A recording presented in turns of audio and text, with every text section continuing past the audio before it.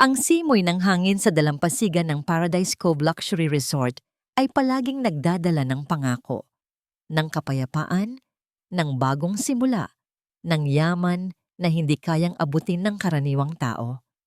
Para kay Luz Marina, ito ay simoy ng hangin na nagdadala lamang ng alikabok, ng amoy, ng mamahaling pabango ng mga bisita, at ng bigat ng isang walis na lagi niyang bitbit.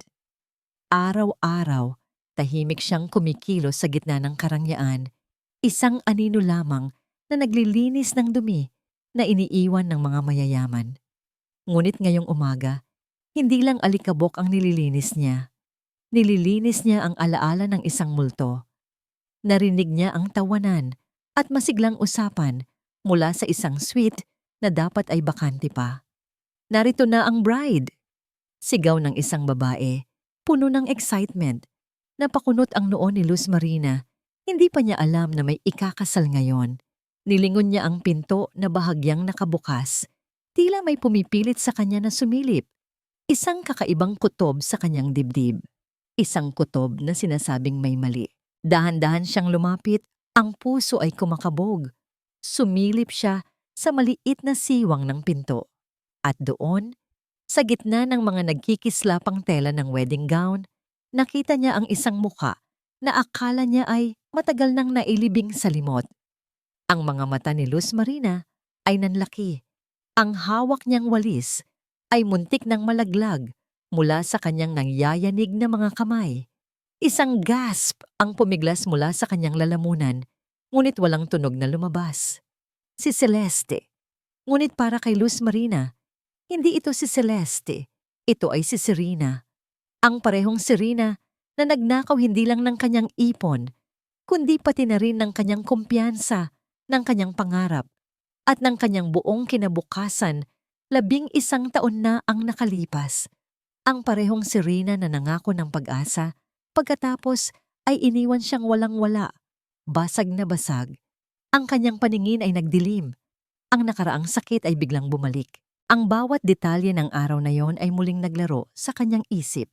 Ang matatamis na salita ni Serena, ang kislap ng kanyang mga mata habang binibigkas ang mga pangako, ang malamig na tawa nang malaman niyang wala na siyang matatatakbuhan. Isang butil ng pawis ang pumatak mula sa kanyang noo, kasabay ng isang luha na unti-unting dumaloy sa kanyang pisngi. Nakatayo si Serena, o Celeste na ngayon, sa gitna ng ilaw, tila isang anghel sa kanyang puting damit. Ang kanyang nangiti ay nakakasilaw, ngunit para kay Luz Marina, ito ay ngangiti ng isang demonyo. Paano nangyari ito? Paanong ang isang mangloloko ay ngayon ay ikakasal sa isang marangyang resort habang siya, ang biktima, ay patuloy na naglilinis ng dumi? Ang dibdib ni Luz Marina ay masakit na masakit. Hindi lang ito galit, kundi isang halo ng takot at matinding katanungan. Matapos ang lahat ng pinagdaanan niya, ang pagtatago sa kanyang nakaraang sugat, heto't bumalik ang pinagmulan ng lahat ng kanyang pahirap, mas mayaman at mas makapangyarihan pa. Biglang lumingon si Celeste sa direksyon ng pinto. Mabilis na nagtago si Luz Marina, humihinga ng malalim. Narinig niya ang mga yapak na papalapit at pagkatapos ay ang boses ni Celeste. Ang ganda ko ba? Tanong nito sa mga kaibigan. Kaya nga minadali ko ang kasal na ito. Alam kong mapapasa akin na rin si Mateo. Tumawa si Celeste. Ang tawa ay parang musika sa tenga ng iba, ngunit parang hagupit sa puso ni Luz Marina. Mula ngayon, ako na ang may hawak ng lahat. Patuloy ni Celeste, at narinig ni Luz Marina ang isang ngisi sa kanyang boses. Masyado siyang bulag sa akin. Lahat ng ito, ang yaman, ang kapangyarihan, lahat mapapasa akin na. Pagkatapos, narinig niya ang boses ni Celeste na nagsasabing, Moy dudien radung nyo kihuat, sa proy, Mateo se Juan tuak VM.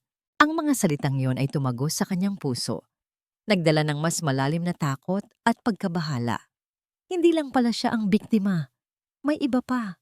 Si Don Mateo at posibleng iba pa. Ang walis sa kanyang kamay ay naging mas mabigat. Hindi niya alam kung ano ang gagawin. Ang tunog ng mga alon sa labas ay tila nagtatago ng isang sikreto, gaya ng sikretong dinala ni Luz Marina sa loob ng kanyang dibdib. Habang patuloy siyang naglilinis sa resort, ang bawat kanto, bawat pinto, ay tila nagtatago ng anino ni Celeste. Ang kanyang presensya ay parang lason na unti-unting kumakalat sa bawat sulok ng Paradise Cove. Kinabukasan, habang naglilinis si Luz Marina sa isang malaking suite, narinig niya ang boses ng isang dalaga mula sa balcony, si Sofia. Alam ni Luz Marina na ito ang anak ni Don Mateo, ang lalaking ikakasal kay Celeste. Ang boses ni Sofia ay nagtatago ng lungkot at pagkabahala. Hindi ko lang talaga maintindihan, Ara, sabi ni Sofia sa kabilang linya ng telepono.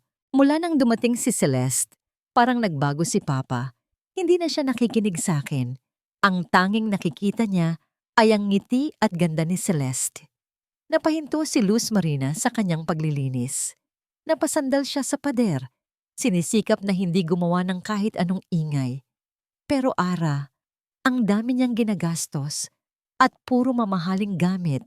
Sabi niya, galing daw sa sarili niyang ipon pero ewan ko, hindi ako mapakali. Pakiramdam ko, may tinatago siya. Hindi siya totoo. Patuloy ni Sofia, ang boses ay puno ng pagdududa.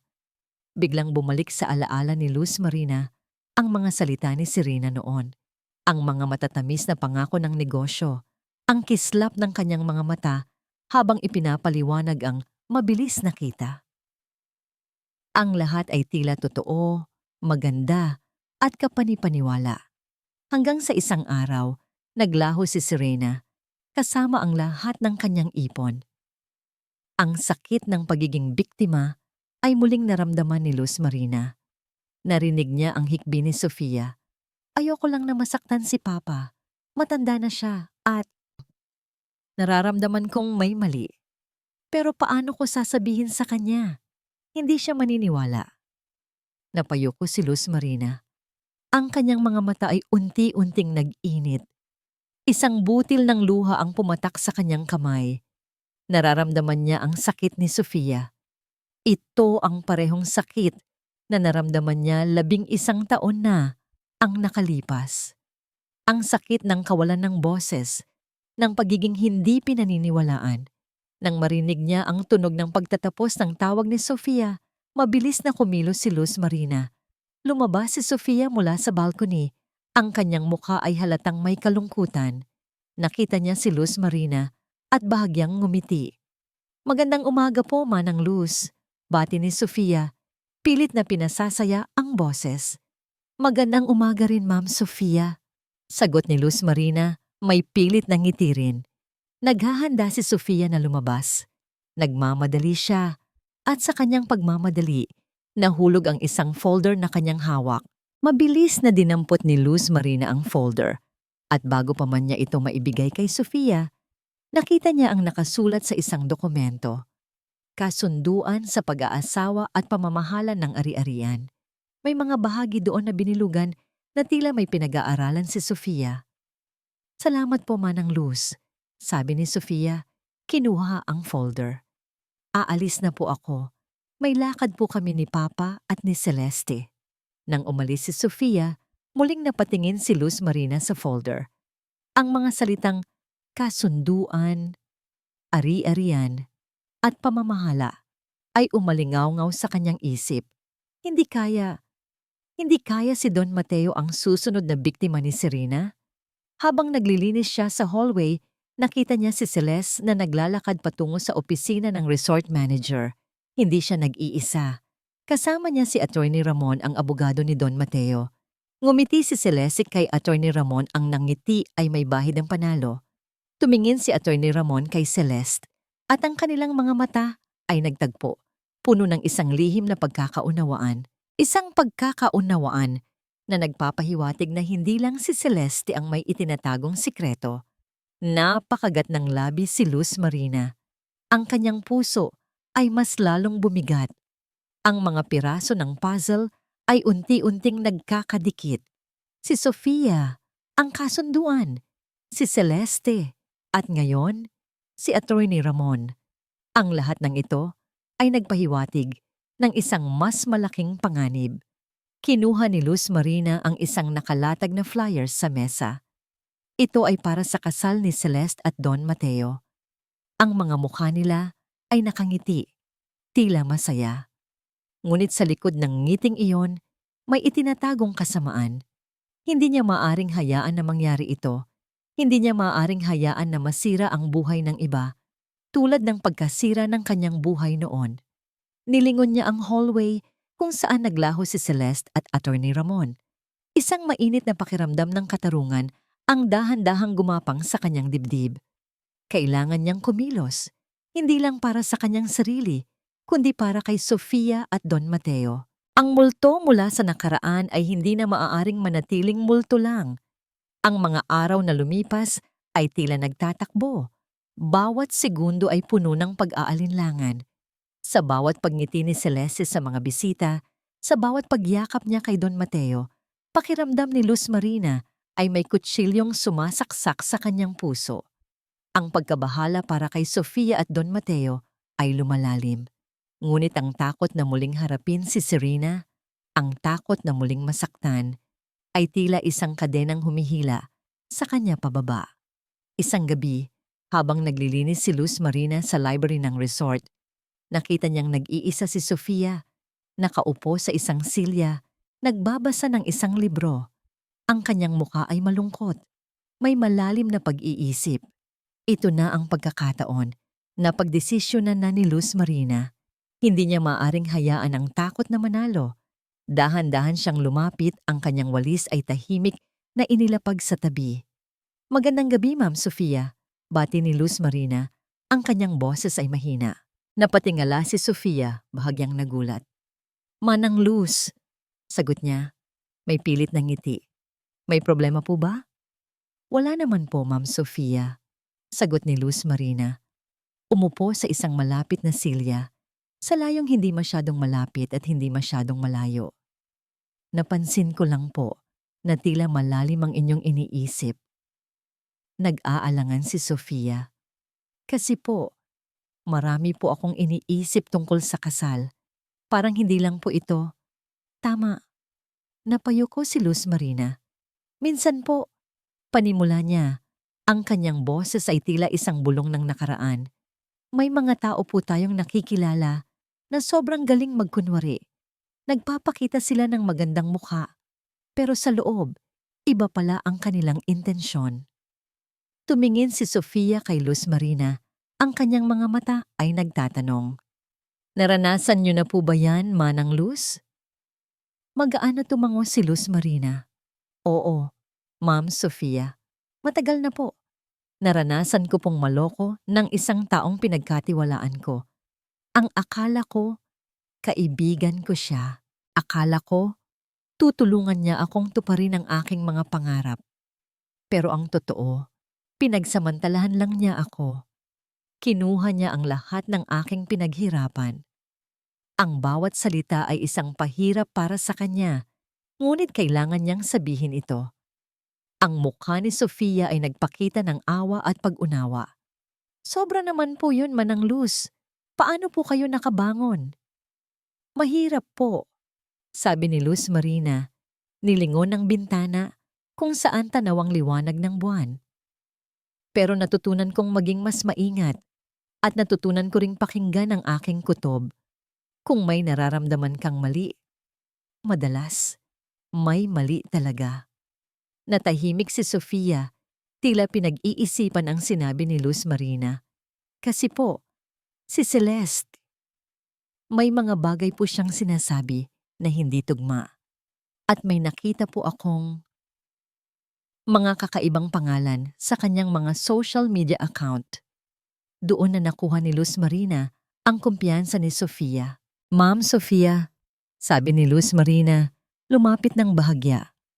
"Hindi po ako magsasabi ng kahit ano, pero kung may tulong po akong maibibigay sa inyo sa paghahanap ng katotohanan, handa po akong tumulong." Nag-aalangan si Sofia. "Pero, paano po?" Ako po ay matagal nang nagtatrabaho sa iba't ibang lugar. Paliwanag ni Luz Marina. Marami na po akong nakitang iba't ibang klase ng tao. May mga paraan po akong nalalaman kung paano tingnan ang mga detalye na hindi madaling makita ng iba. At tingin ko po, kailangan niyong maging mas mapanuri sa mga dokumento ng inyong papa. Napaisip si Sofia. Tama po kayo. May mga nakita nga po akong kakaiba sa wedding contract ni papa. Pero kapag tinatanong ko siya, sinasabi lang niya na normal lang daw yon. Manang Luz, sabi ni Sofia. Ang kanyang mga mata ay puno ng pag-asa. Pwede po ba kayong tumulong sa akin? Hindi ko po alam kung kanino ako magtitiwala. Napakagat ng labi si Luz Marina. Alam niyang ito ang hudyat. Ito ang unang hakbang. Ito ay hindi lamang para kay Sofia, kundi para na rin sa sarili niya. Ang pagkakataong makahanap ng katarungan, kahit gaano pa kahirap. Tutulungan ko po kayo, Ma'am Sofia. Sabi ni Luz Marina, ang kanyang tinig ay matatag.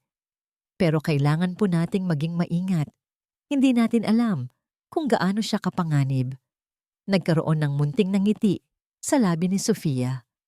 Ngunit sa likod ng determinasyon ni Luz Marina, may bumabagabag pa ring takot. Ang bawat hakbang ay tila paglapit sa apoy. Alam niyang sa pagtulong niya kay Sofia, muli niyang ihinarap ang sarili sa multo ng nakaraan, sa pangamba na muling masunog. Ang bawat araw sa Paradise Cove ay tila isang balot ng matatamis na salita at mapanlinlang na ngiti. Para kay Sofia, ang pagdating ni Celeste ay parang paglamig ng hangin sa loob ng kanilang tahanan. Simula nang magsimulang magkaroon ng kakampi si Sofia kay Manang Luz, nagkaroon siya ng lakas ng loob na tingnan ng mas malalim ang mga galaw ni Celeste. At ang bawat nakikita niya ay nagpatunay sa kanyang hinala. Isang hapon, habang nagpapahinga si Celeste sa tabi ng pool, nakita ni Sofia na naiwan ang cellphone nito sa mesa. Hindi niya mapigilan ang sarili. Alam niyang mali, pero kailangan niyang malaman ang totoo. Mabilis niyang kinuha ang cellphone, nagtago sa likod ng malaking halaman at binuksan ito. Nanginginig ang kanyang mga kamay habang binabasa ang mga text message. May mga mensahe mula sa isang hindi kilalang numero, puno ng mga code at kakaibang salita. Kumusta na ang transaction sa matanda? Nakasulat sa isang mensahe. Siguraduhin mong hindi ka mahuhuli. May mga litrato rin ng mga mamahaling alahas at mga plano ng iba't ibang resort. Hindi lang ang Paradise Cove. Pero ang pinaka nakakagulat ay ang mga account ni Celeste sa social media.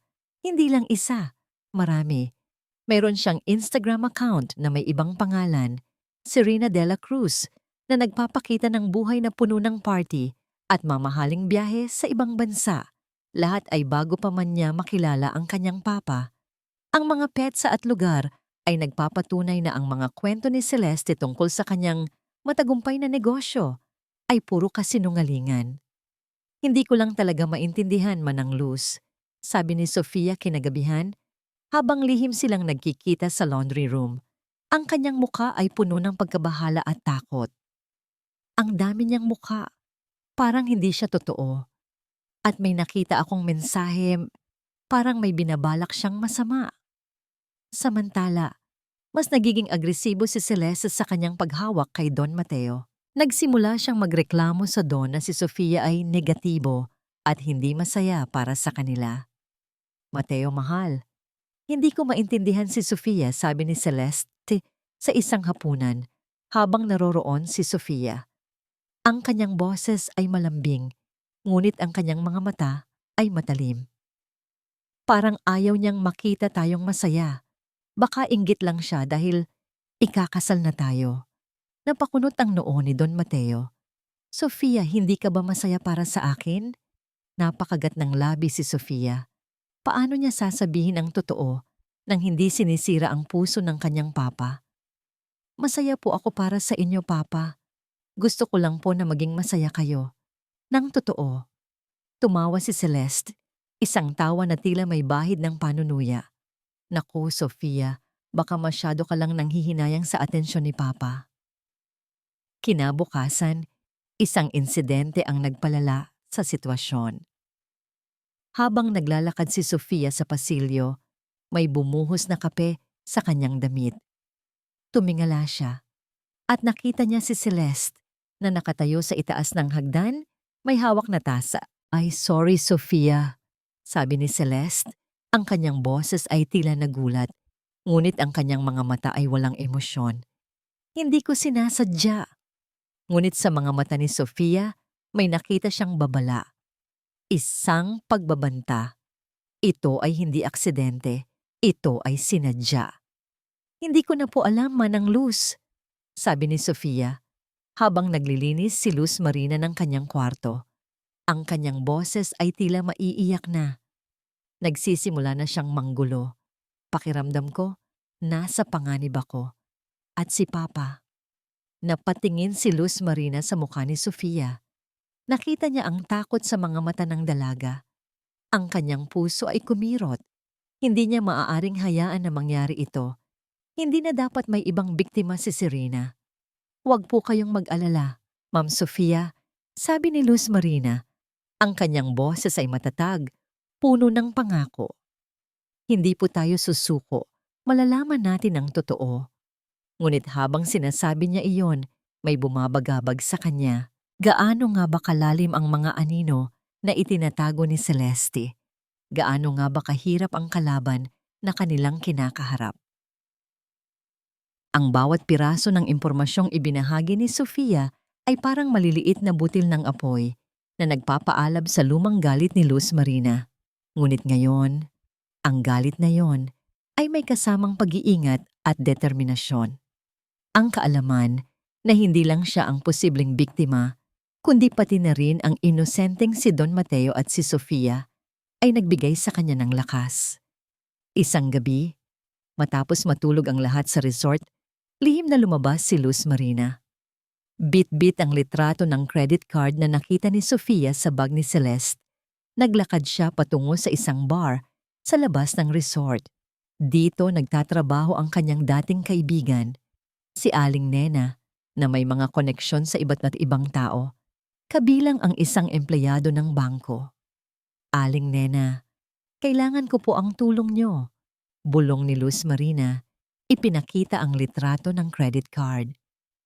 Pwede niyo po bang ipatingin ito sa inyong kaibigan sa bangko? Gusto ko pong malaman kung sino ang may-ari nito at kung may mga kakaibang transaksyon. Tinitigan ni Aling Nena ang litrato at pagkatapos ay tumango. Naku, Luz, parang may problema ka na naman Sige, susubukan ko.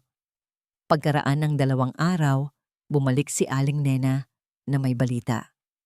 Luz, ang credit card na yan ay nakapangalan kay Samantha Reyes. At ang nakakagulat, ang card na yan ay may koneksyon sa isang kasong pandaraya sa isang maliit na bayan sa Laguna, 5 taon na ang nakakaraan. Ang modus operandi, pamilyar. Napatulala si Luz Marina. Modus operandi. Oo, patuloy ni Aling Nena.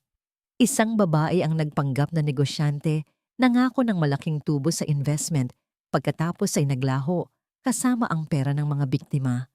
Ang pangalan ng babaeng inilarawan ng mga biktima halos kapareho ni Serena. Biglang bumalik sa isip ni Luz Marina ang bawat detalye ng pandaraya ni Serena noon. Ang parehong matatamis na salita, ang parehong pangako ng investment, ang parehong paglaho ng walang bakas. Ang sakit ng nakaraan ay muling sumirit, ngunit ngayon ay may kasamang matinding galit. Si Serena ay hindi lang isang simpleng mangloloko. Siya ay isang profesional. Kinagabihan, nakipagkita si Luz Marina sa kanyang kaibigan, si Leo, na ngayon ay isang pulis. Naging magkasama sila sa probinsya noong kabataan at kahit paano ay may tiwala pa rin siya kay Leo. Leo? May gusto sana akong ipatingin sa'yo, sabi ni Luz Marina. Ipinaliwanag ang tungkol kay Celeste at ang kanyang mga hinala. Hindi pa rin binabanggit ang kanyang personal na karanasan. May isang babae po sa resort na tila may masamang balak. May iba po siyang pangalan at may mga nakita kaming ebidensya na tila sangkot siya sa pandaraya. Seryosong nakinig si Leo. May litrato ka ba niya? Ibinigay ni Luz Marina ang litrato ni Celeste. Tinitigan ito ni Leo. Okay, Luz, sisiguraduhin kong iimbestigahan namin yan. Pero mag-ingat ka. Kung talagang professional ang taong yan, delikado. Pagbalik niya sa resort, nakipagkita si Luz Marina kay Sofia. Sofia, may nakita akong kakaiba sa mga papeles ng kasal ng papa mo. Sabi ni Luz Marina, ipinakita ang kopya ng kasunduan sa pag-aasawa na lihim niyang nakunan ng litrato mula sa folder ni Sofia. Tingnan mo itong bahaging ito. Itinuro niya ang isang partikular na sugnay na nakasulat sa maliit na letra. Sakaling pumanaw ang isa sa mga partido sa loob ng 1 taon mula sa petsa ng kasal, ang lahat ng ari-arian ng yumao ay automatikong ililipat sa nabubuhay na partido, maliban kung mayroong malinaw na kalooban na isinasaad ang iba. Nanlaki ang mga mata ni Sofia. Pero, ibig sabihin, kung may mangyaring masama kay Papa, sa loob ng 1 taon, mapapunta kay Celeste ang lahat. Paano naman ako? Iyan nga ang problema, Sofia, sabi ni Luz Marina. Kung walang malinaw na last will at testament na pabor sa'yo, o kung mayroon man ay mapawalang bisa dahil sa sugnay na ito, maaari kang mawalan ng lahat. Si Celeste, hindi lang siya nagpaplano para sa ngayon, nagpaplano siya para sa hinaharap. At ikaw, Sofia, ay isang balakid sa kanyang mga plano. Nanginginig si Sofia, ang kanyang mukha ay namutla. Hindi! Hindi pwede ito! Hindi niya pwedeng gawin yan sa papa ko! Tumingin si Luz Marina kay Sofia. Ang kanyang mga mata ay puno ng determinasyon. Kaya nga kailangan nating kumilos, Sofia. Dahil kung hindi, baka huli na ang lahat. Ang natuklasan nilang sugnay sa kontrata ay hindi lamang nagpatunay sa masamang balak ni Celeste, kundi nagbigay rin ng matinding pagkabahala. Ang kasal ay hindi lang isang kasal. Ito ay isang bitag. At si Don Mateo ang magiging biktima. Ang sugnay sa kontrata ng kasal ay parang isang malamig na kamay na humawak sa puso ni Sofia. Hindi siya makatulog. Ang mga salita ni Manang Luz ay umalingaw-ngaw sa kanyang isip. Ang kanyang papa, nasa panganib. Kailangan niyang kumilos. Kinabukasan, sa isang mainit na hapon, habang naghahanda si Don Mateo at Celeste para sa isang golf game, nilapitan sila ni Sofia. Huminga siya ng malalim. Pilit na pinatatag ang boses. Papa, Celeste, pwede po ba tayong mag-usap sandali? Tanong ni Sofia. Ang kanyang mga mata ay diretsong nakatingin kay Celeste. Bahagyang kumunot ang noo ni Celeste, ngunit agad itong napalitan ng isang matamis ng ngiti. Oh, Sofia, darling, may problema ba? Excited na kami ni Papa sa golf game. Tungkol po ito sa kontrata ng kasal. Diretsong sabi ni Sofia. Ipinakita ang kopya ng sugnay na binilugan niya. Ano po itong nakasulat dito, Celeste? Kung may mangyaring masama kay Papa sa loob ng 1 taon, lahat po ng ari-arian niya ay mapupunta sa inyo. Nagbago ang ekspresyon ni Celeste. Nanlaki ang kanyang mga mata at bigla siyang nagkunwaring nagulat. Ano yan, Sofia? Saan mo nakuha yan? Hindi ko alam yan. Ano yan, Sofia? Tanong ni Don Mateo. Ang kanyang boses ay may pagkabahala. Kinuha niya ang papel at binasa. Papa, tingnan niyo po. Sabi ni Sofia. Ang kanyang boses ay nagmamadali. Hindi po ito tama. Paano po kung may masamang mangyari sa inyo? Biglang bumulong si Celeste, umiyak. Mateo, mahal, paano mo naman maiisip yan? Ganyan na ba ang tingin sa akin ng anak mo? Na gusto ko lang ang pera mo. Ang sugnay na yan, siguro ay kamalian lang ng abogado. Hindi ko kailanman sinabi na ilagay iyan. Niyakap ni Celeste si Don Mateo. Ang kanyang mga luha ay umaagos. Sofia, paano mo naman ako magagawa ng ganito? Akala ko ay tanggap mo na ako. Pero tila gusto mo lang kaming paghiwalayin ako ni Papa. Gusto mo bang sirain ang kaligayahan ng Papa mo? Napatingin si Don Mateo kay Sofia. Ang kanyang mukha ay puno ng pagkabigo. Sofia, bakit mo naman ginagawa yan? Hindi mo ba ako pinagkakatiwalaan? Si Celeste ay hindi ganoon. Pero Papa, simula ni Sofia. Wala nang pero Sofia. Biglang tumaas ang boses ni Don Mateo. Ang dami ng problema sa negosyo tapos dadagdag ka pa sa gulo? Hayaan mo akong maging masaya, Sofia. Hindi na ako bata. Ito ang gusto ko. Napakabigat ng pakiramdam ni Sofia.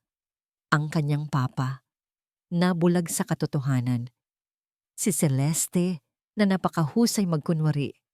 Napaupo si Sofia, ang kanyang mga mata ay nanlabo dahil sa luha. Nang gabing iyon, habang naglalakad si Sofia patungo sa kanyang kwarto, nakasalubong niya si Celeste sa isang liblib na pasilyo. Walang ibang tao roon. Ang nangiti ni Celeste ay nawala at ang kanyang mga mata ay matalim, puno ng galit.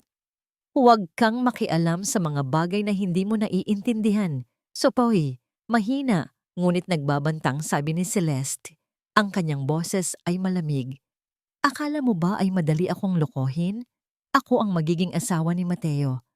At kung may mangyari sa kanya, ako ang may kontrol sa lahat. Lumapit si Celeste.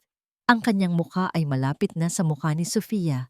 Kung susubukan mong sirain ang lahat, sisiguraduhin kong pati ang papa mo ay mawawalan ng lahat. Hindi mo gustong mangyari iyon, di ba? Manahimik ka. Hayaan mo akong gawin ang aking gusto. Kung hindi, may masamang mangyayari. Nanginginig si Sofia, hindi makapagbitaw ng salita. Ang takot ay gumapang sa kanyang buong katawan. Ang mukha ni Celeste ay mukha ng isang halimaw, hindi ng isang magiging stepmother. Kinagabihan, habang lihim na nakikipagkita kay Manang Luz, umiyak si Sofia. Manang Luz, natatakot po ako. Sinabi niya na kung hindi ako mananahimik, may masamang mangyayari. Natatakot ako para kay Papa at para sa sarili ko. Niyakap ni Luz Marina si Sofia. Ang kanyang puso ay kumulo sa galit. Ang mga salita ni Celeste ay nagbalik sa kanya sa mga alaala ng pananakot ni Serena noon. Hindi na niya ito hahayaan. Biglang nag-vibrate ang cellphone ni Luz Marina. Isang mensahe mula sa isang hindi kilalang numero. Huwag kang makialam sa mga bagay na hindi mo responsibilidad. Kung hindi, may masamang mangyayari sa'yo.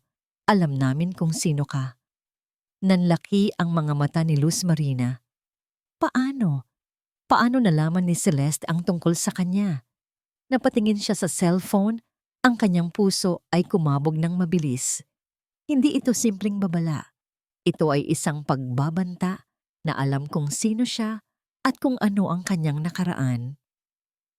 Ang mensaheng natanggap ni Luz Marina ay tila isang malamig na kamay na humaplos sa kanyang likod. Paano nila nalaman? Sino ang nasa likod ng lahat ng ito? Ang takot ay nagbalik, ngunit ngayon ay may kasama ng matinding galit at determinasyon. Hindi na ito tungkol sa personal niyang nakaraan. Ito ay tungkol sa kaligtasan ni Sofia at Don Mateo. Manang Luz, ano yan? Tanong ni Sofia na pansin ang takot sa mukha ni Luz Marina. Ipinakita ni Luz Marina ang mensahe. Nanginginig din si Sofia. Pero sino ang nagpadala niyan? Paano nila nalaman na tumutulong kayo sa akin? Hindi ko alam, Sofia. Bulong ni Luz Marina. Pero sigurado akong si Celeste ang nasa likod nito o ang kanyang kasabwat. Sa gitna ng kanilang pagkalito, nagring ang cellphone ni Luz Marina. Si Leo, agad niya itong sinagot, umaasa sa anumang balita mula sa kanyang kaibigan. Luz, may balita ako at kailangan mong mag-ingat, sabi ni Leo. Ang kanyang boses ay seryoso. Natuklasan namin na si Samantha Reyes na sinabi mo ay may kaugnayan sa isang abogado. Si Attorney Ramon Santos. Siya ang abogado ni Don Mateo, di ba? Nanlaki ang mga mata ni Luz Marina. Si Attorney Ramon? Paano? May natuklasan kaming lumang kaso, isang pandaraya na konektado sa kanya at sa isang babaeng gumagamit ng pangalang Serene. Serena de la Cruz, paliwanag ni Leo. May nakuha kaming audio recording mula sa isang nakaraang investigasyon kung saan naririnig ang kanilang pag-uusap. Pinaplano nila ang mga pandaraya. Akala namin ay patay na ang kaso na yon, pero biglang nag-pop up ulit ang pangalan ni Attorney Ramon. Tila may naglilinis ng mga bakas, pero may mga nakaligtaan sila.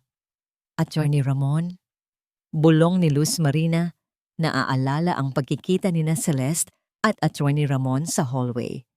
Ang kanilang mga mata, ang lihim ng ngiti, ang lahat ay nagkaroon ng kahulugan ngayon. Siya ang kasabwat ni Celeste.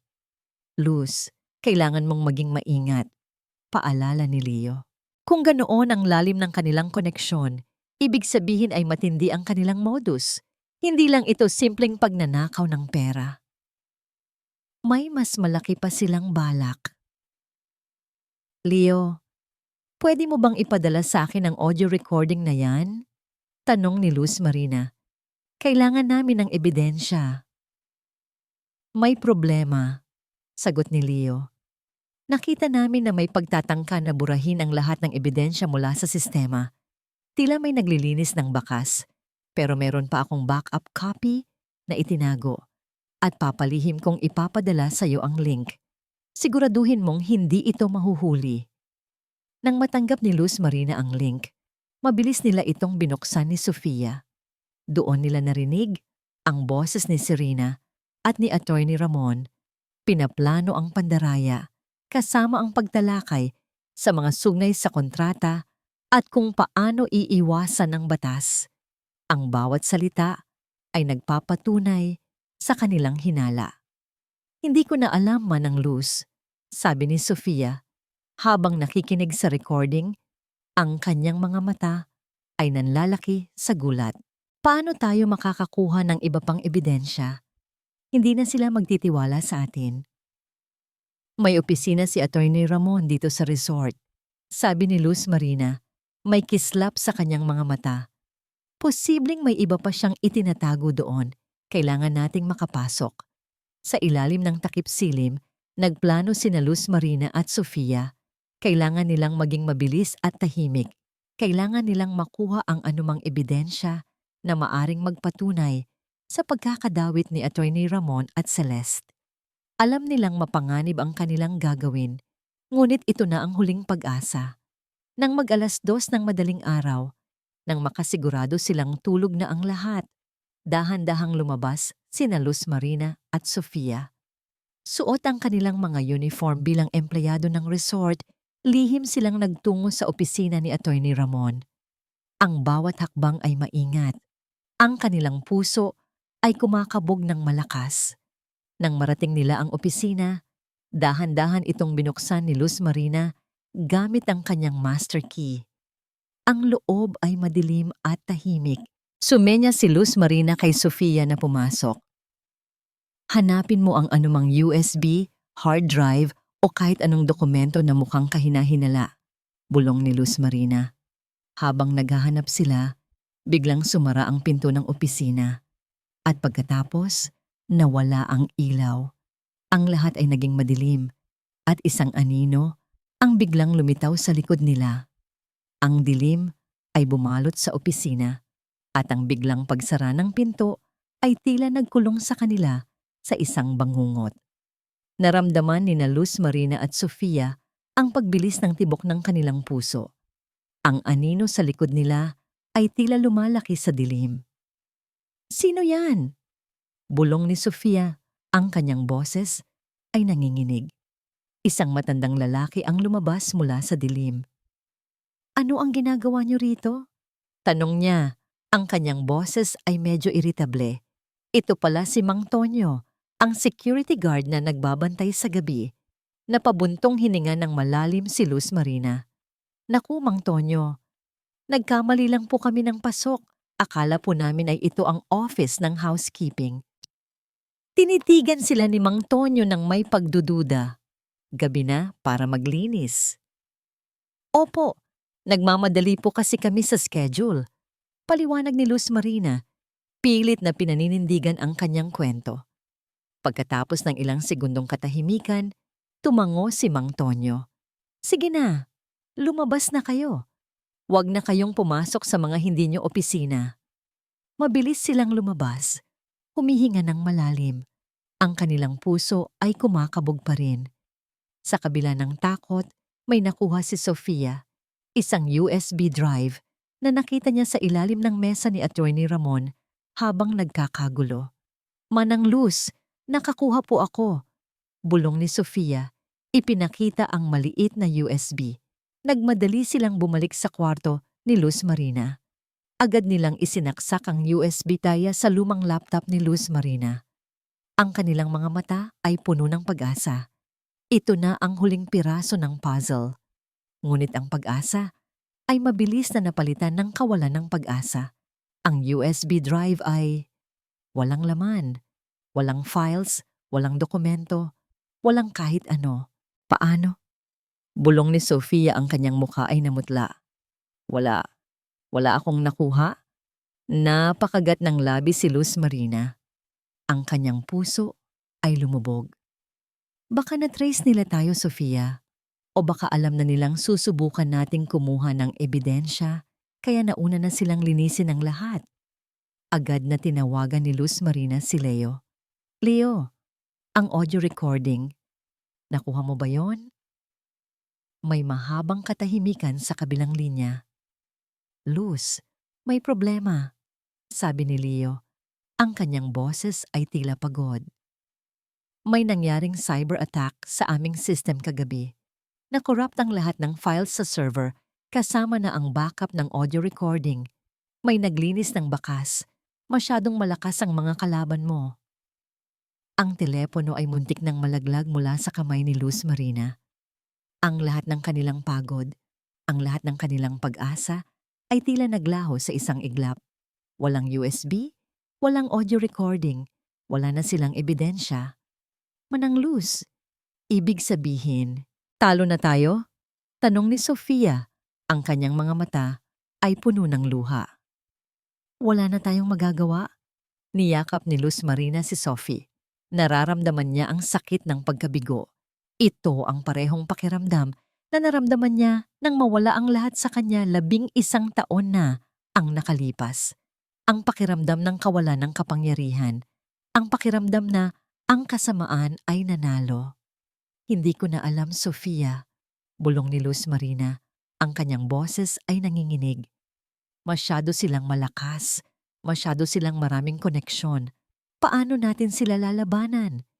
Tumingin si Luz Marina sa bintana, kung saan tanaw ang maliwanag na buwan. Pakiramdam niya ay siya ay nag-iisa sa mundo, na may daladalang pasanin ng isang nakaraan na hindi na makakabangon. Ang lahat ng kanyang pag-asa, ang kanyang determinasyon, ay tila naupos na parang kandila. Nagulantang sila nang biglang may dumulas na puting sobre sa ilalim ng pinto. Isang nakatiklop na papel. Walang pangalan, walang anumang senyales kung sino ang nagpadala. Dahan-dahang pinulot ni Luz Marina ang sobre. Ang kanyang mga kamay ay nanginginig. Binuksan niya ito. Sa loob ay isang lumang litrato. Isang litrato ni Serena, mas bata, kasama ang isang matandang lalaki na hindi pamilyar sa kanila. Sa likod ng litrato, may nakasulat na address ng isang private investigator. Nanlaki ang mga mata ni Luz Marina.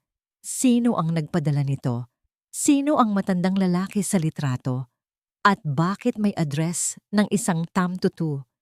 Ito ba ay isa pang bitag? O isang huling hindi inaasahang pag-asa? Ang lumang litrato at ang address ng private investigator ay parang isang sagot mula sa langit. Isang liwanag sa gitna ng matinding dilim. Hindi alam ni Luz Marina at Sofia kung sino ang nagpadala nito, ngunit sa puntong ito, wala na silang pagpipilian kundi sumubok. Ang oras ay paubos na. 2 araw na lang bago ang kasal. Kinabukasan, maaga pa. Nagpunta sina Luz Marina at Sofia sa address na nakasulat sa likod ng litrato. Ito ay isang maliit at lumang opisina sa gitna ng isang abalang kalye. Ang karatula ay halos nabura na. Cruz Private Investigations.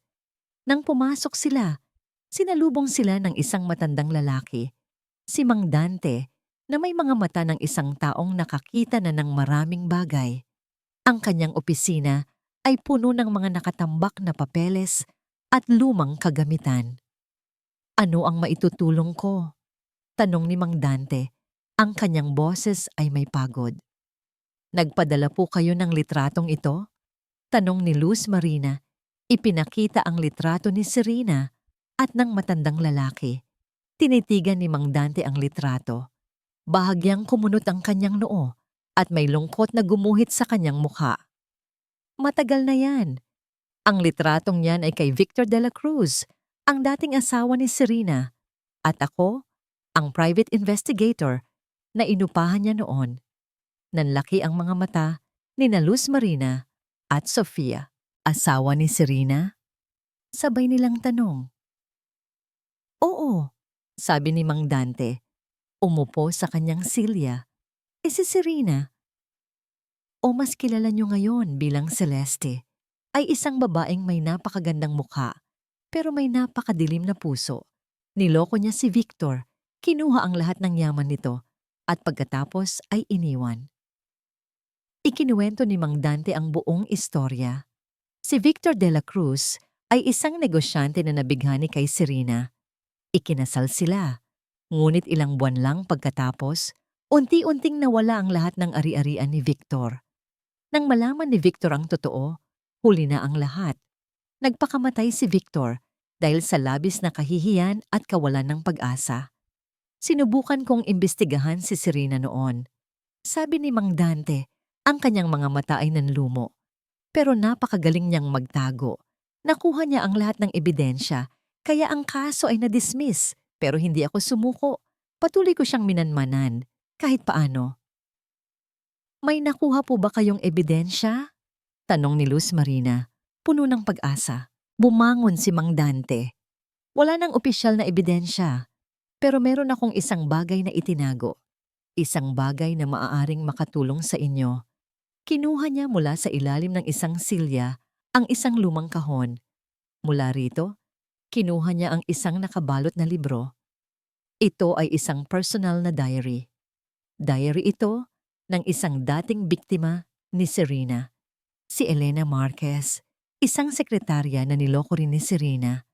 Dito niya isinulat ang lahat ng detalye, ang mga modus operandi ni Serena, ang mga pangalang ginamit niya, at maging ang mga bank account kung saan niya itinatago ang mga ninakaw na pera.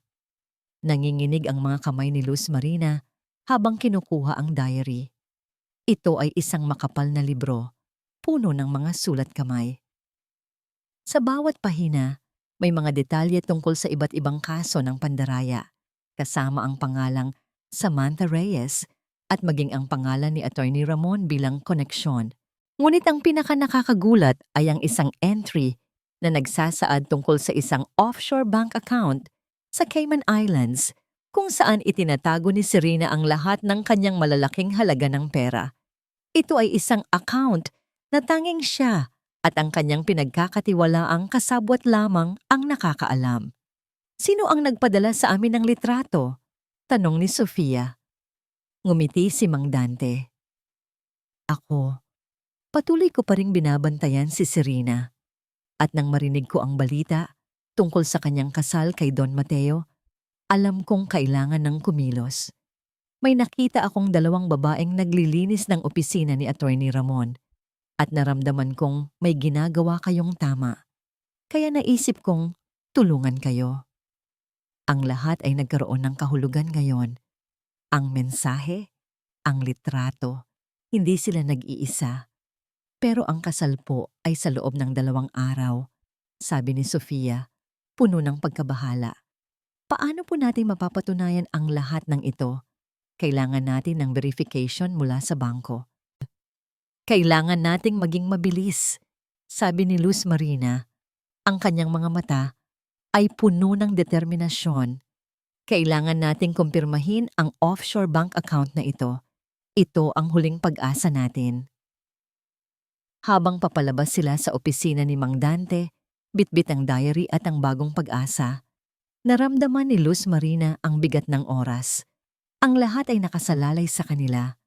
Sa loob lamang ng ilang oras, kailangan nilang kumpirmahin ang mga detalye at ilantad ang buong katotohanan bago pa mahuli ang lahat.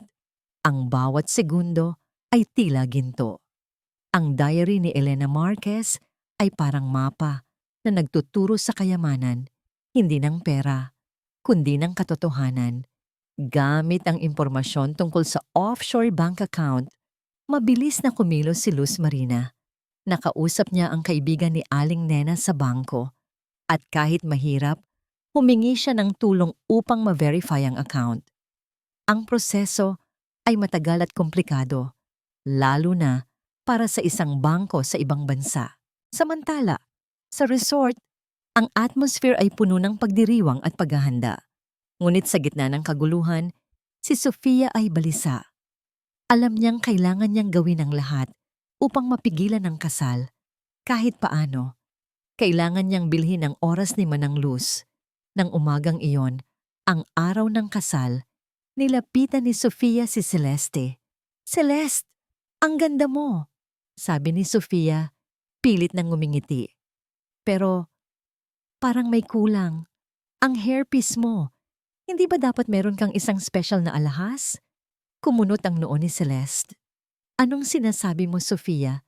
Ito na ang napili ko." "Pero may nakita akong napakagandang heirloom na alahas ni Mama sa vault," patuloy ni Sofia. "Mas bagay yun sa'yo. Pwede nating kunin ngayon para mas maging espesyal ang kasal niyo ni Papa." Nag-aalangan si Celeste. Ngunit ang salitang heirloom ay tila pumukaw sa kanyang interes. "Nasaan ang vault?" "Sa opisina ni Papa," sagot ni Sofia. "Pero medyo matagal-tagal bago mabuksan. Kailangan ng special code." Habang naghahanap sila ng heirloom na alahas sa opisina, tumitingin si Sofia sa orasan.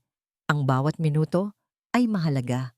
Naiinis si Celeste sa pagiging makulit ni Sofia, ngunit hindi niya maaaring tanggihan ang isang bagay na nagpapataas ng kanyang status bilang bagong may bahay.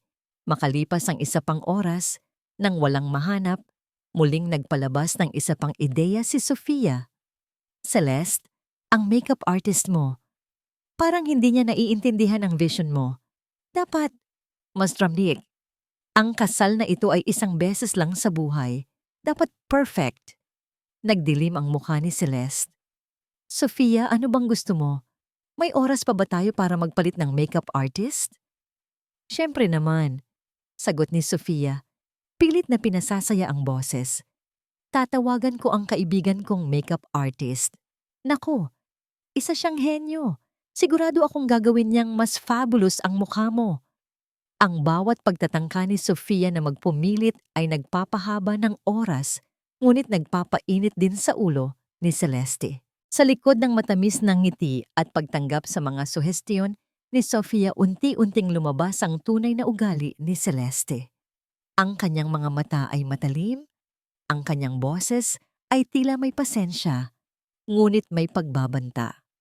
"Sofia, sana ay hindi mo sinasayang ang oras ko," sabi ni Celeste, habang pilit na nakangiti. "Ayoko ng mga drama sa araw ng kasal ko." Nang malapit nang sumabog si Celeste, biglang bumalik si Luz Marina. Ang kanyang mukha ay halatang pagod, ngunit may kislap sa kanyang mga mata. "Sofia, nakuha ko," bulong ni Luz Marina. Ipinakita ang ilang piraso ng papel. Mga bank statement at transaction records mula sa isang bangko sa Cayman Islands na nagpapakita ng malalaking halaga ng pera na inililipat mula sa iba't ibang pangalan patungo sa account ni Serena de la Cruz. Mayroon ding mga resibo ng mga mamahaling alahas at real estate na binili gamit ang mga pondo mula sa account na yon. "Ito na ang ebidensya, Sofia," sabi ni Luz Marina. "Ito ang nagpapatunay na siya ay isang propesyonal na mangloloko." Habang papalapit ang oras ng kasal, nagdesisyon sina Luz Marina at Sofia na hintayin ang pinakamagandang pagkakataon upang ilantad ang katotohanan sa harap ng lahat sa mismong seremonya ng kasal. Ngunit bago pa man sila makakilos, sa gitna ng mga bisita, biglang nagtakip ng mukha si Celeste. Umiyak siya ng malakas. "Hindi ko na kaya," sigaw niya. Pakiramdam ko, wala nang nagmamahal sa akin. Ang kasal na ito, dapat ay isang bagong simula, pero tila ayaw ng tadhana. Nagulantang ang lahat ng bisita. Lumapit si Don Mateo, puno ng pagkabahala.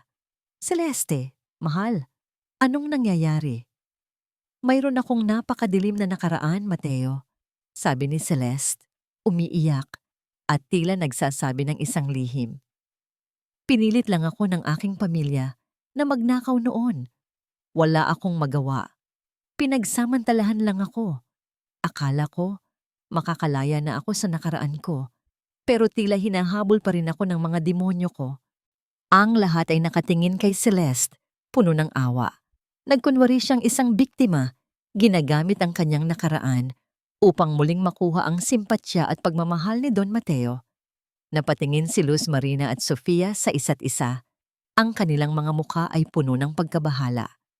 Masyadong magaling si Celeste, masyado siyang professional.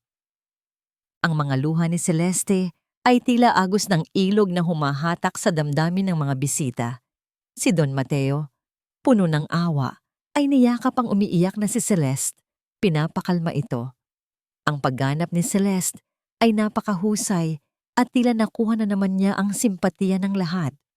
Naramdaman ni Nina Luz Marina at Sofia ang matinding pagkabahala.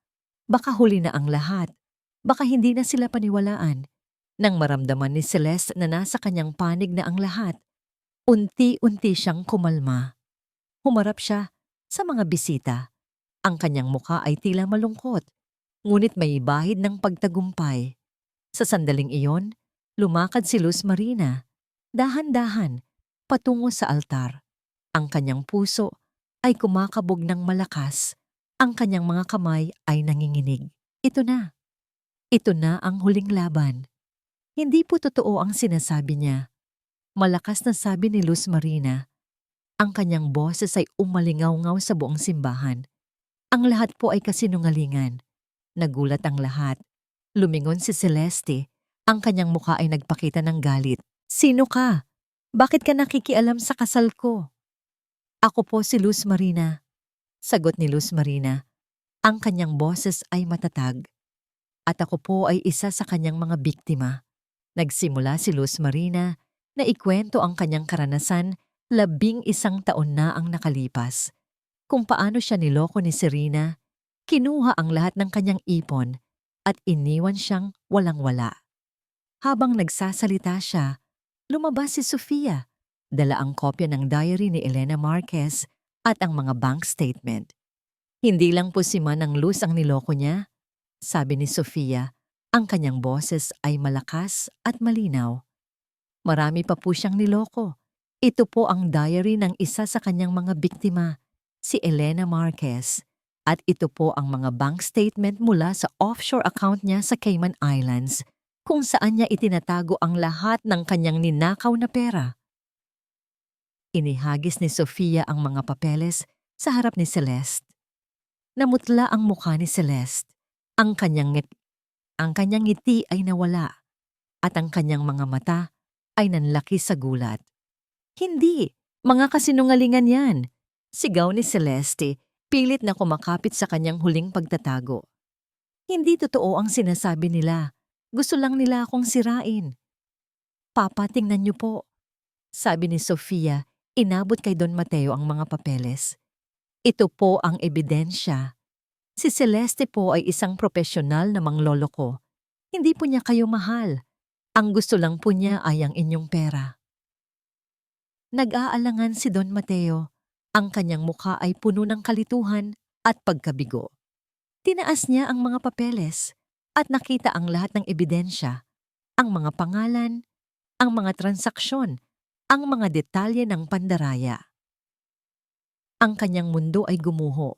Hindi ito totoo. Bulong ni Don Mateo. Ang kanyang boses ay nanginginig. "Celeste, mahal kita." "Hindi niya po kayo mahal, Papa," sabi ni Sofia. Lumapit sa kanyang papa. Nagtatago po siya sa likod ng kasinungalingan. Maging ang inyong abogado, si Attorney Ramon, ay kasabwat niya. Sa sandaling iyon, bumukas ang pinto ng simbahan. Pumasok si Leo, kasama ang 2 pulis. Lumapit sila kay Celeste, Serena de la Cruz o Celeste Montefalco. Sabi ni Leo, ang kanyang boses ay matatag. Kayo po ay inaresto sa salang pandaraya, pagnanakaw ng identidad, at money laundering. May warrant of arrest po kami laban sa inyo at kay Attorney Ramon Santos. Nanlaki ang mga mata ni Celeste. Ang kanyang maskara ay tuluyan ng natanggal. Ang kanyang mukha ay puno ng galit, pagkabigla, at matinding puot. Sinubukan niyang tumakas, ngunit agad siyang pinigilan ng mga pulis. Hindi! Hindi ako papayag! Sigaw ni Celeste, nagpupumiglas. Hindi niyo ako pwedeng hulihin. Ako ang mananalo. Samantala, dumating din ang mga pulis para arestuhin si Attorney Ramon na nakaupo sa likuran, namumutla ang mukha. Habang iginagapos si Celeste, tumingin siya kay Luz Marina. Ang kanyang mga mata ay puno ng matinding puot at isang ngisi ang gumuhit sa kanyang labi. Isang ngisi na tila nagbabanta, nagsasabing hindi pa ito ang katapusan.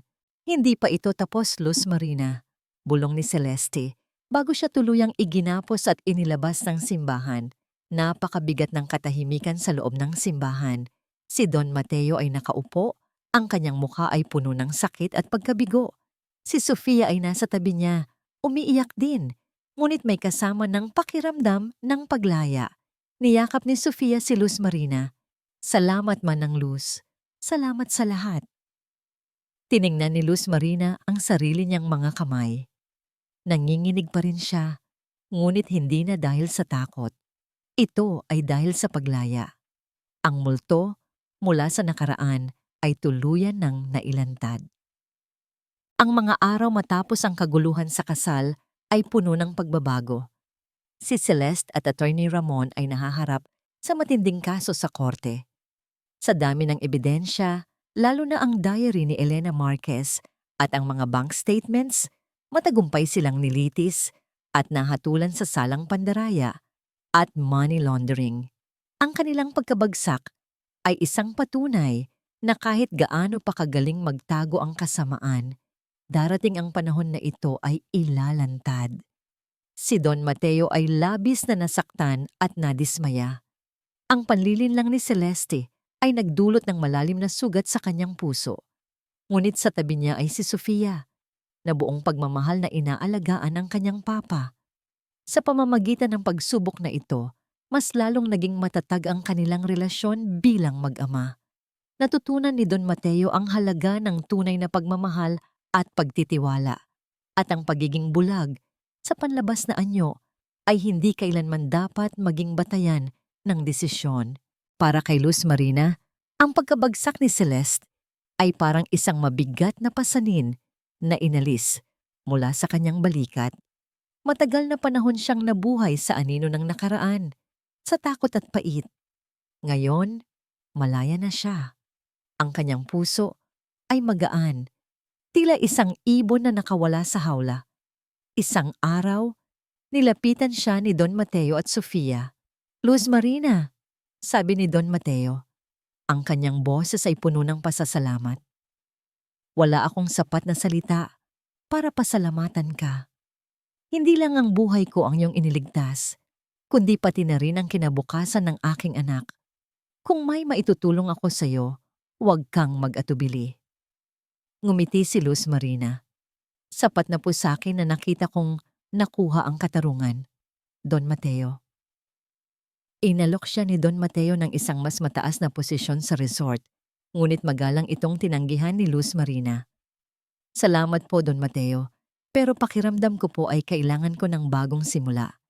Isang lugar kung saan walang bahid ang nakaraan.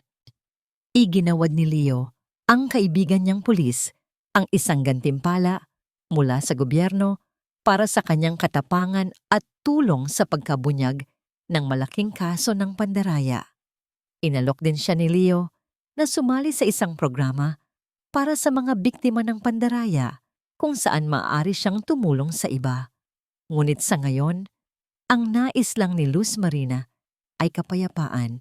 Nahanap ni Luz Marina ang isang bagong trabaho bilang tagapangasiwa ng isang maliit na coffee shop sa labas ng lungsod. Isang tahimik na lugar kung saan maaari siyang magsimula ulit, malayo sa karangyaan at kasinungalingan ng Paradise Cove. Doon, wala siyang nakaraan, wala siyang anino na hinahabol. Siya ay si Luz Marina lang, isang simpleng babae na natutong lumaban. Isang hapon, pumunta si Luz Marina sa isang lumang sementeryo, bitbit ang isang bungkos ng puting bulaklak. Lumuhod siya sa harap ng isang lapida na nakasulat ang pangalan ng kanyang ina at ama, na pumanaw sa sakit at hirap matapos ang pandaraya ni Serena noon. "Mama, Papa, narito na po ako," bulong niya. Ang kanyang mga mata ay puno ng luha, ngunit ngayon ay luha ng paglaya. "Nakahanap na po ako ng katarungan. Wala na po akong takot. Patawarin niyo po ako kung inabot ng matagal, pero narito na po ako, nakabangon na." Niyakap niya ang mga bulaklak at naramdaman niya ang malamig na simoy ng hangin. Hindi na ito simoy ng takot, kundi simoy ng kapayapaan. Sa mga huling eksena ng kanyang bagong buhay, nakita si Luz Marina na nakaupo sa isang bangko sa tabi ng dalampasigan, malayo sa Paradise Cove. Ang kanyang buhok ay hinahampas ng hangin at ang kanyang mga mata ay nakatingin sa malawak na karagatan. Ang kanyang muka ay puno ng kapayapaan, isang ngiti ang gumuhit sa kanyang labi. Hindi na siya isang anino, siya ay isang liwanag. Alam niyang hindi pa tapos ang lahat ng laban sa buhay, ngunit mayroon na siyang lakas. Ang kanyang puso ay malinis, puno ng pag-asa, at handa na para sa anumang bagong simula.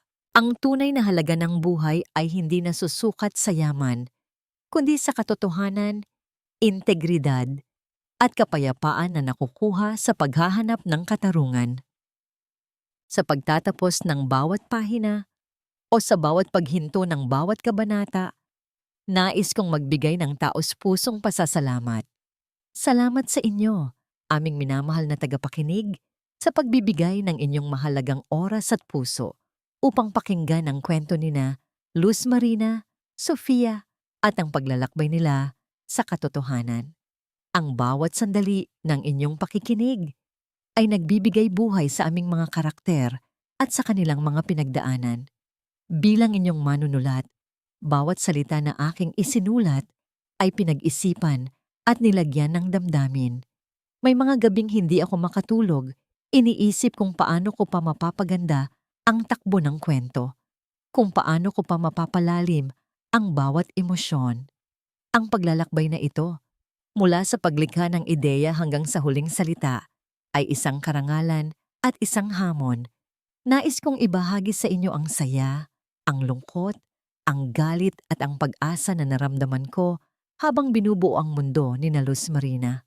Ito ay hindi lamang isang kwento.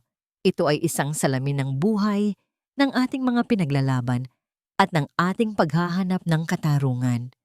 Sa gitna ng mga twist, ng mga pagsubok at ng mga pagtataksil, sana ay naramdaman ninyo ang mensahe ng kwentong ito na ang tunay na pag-ibig ay hindi lang sa pagitan ng magkasintahan, kundi sa pagmamalasakit sa kapwa, sa paglaban para sa tama, at sa kakayahang magpatawad, hindi para sa taong nagkasala, kundi para sa kapayapaan ng ating sariling puso. Naway magsilbing inspirasyon si Luz Marina na kahit ang pinakasimpleng tao ay may kakayahang baguhin ang kanyang kapalaran at ang kapalaran ng iba.